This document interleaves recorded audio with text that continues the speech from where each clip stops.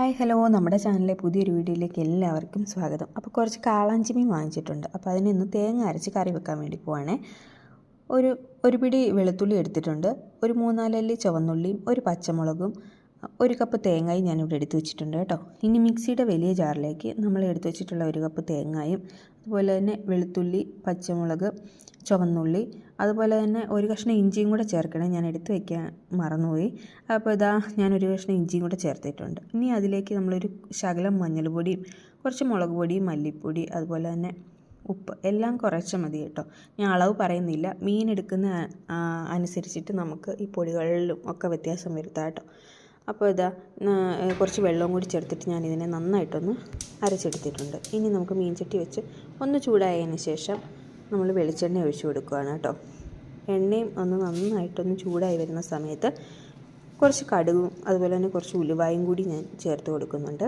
ഇനി ഇത് രണ്ടും കൂടി ഒന്ന് നന്നായിട്ടൊന്ന് മൂത്ത് വരണം കേട്ടോ. അപ്പോൾ അതിനൊന്ന് വെയിറ്റ് ചെയ്യാം.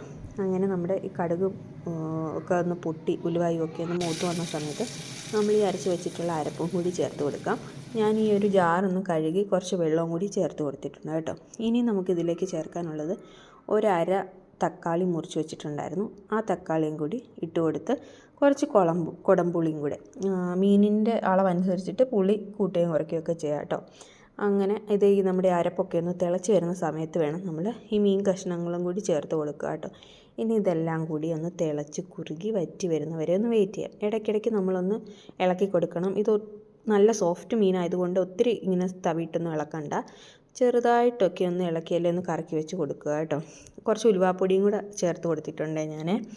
അപ്പോൾ ഇതാ അപ്പത്തിനും ചോറിനും ഒക്കെ പറ്റിയ നല്ല സൂപ്പർ ഒരു മീൻ കറിയാണേ. അപ്പോൾ നമ്മുടെ മീൻ കറി തിളച്ച് വെച്ച് ഇവിടെ റെഡി ആയിട്ടുണ്ട്. അപ്പോൾ പുതിയൊരു വീഡിയോ ആയിട്ട് കാണുന്നവരെ എല്ലാവർക്കും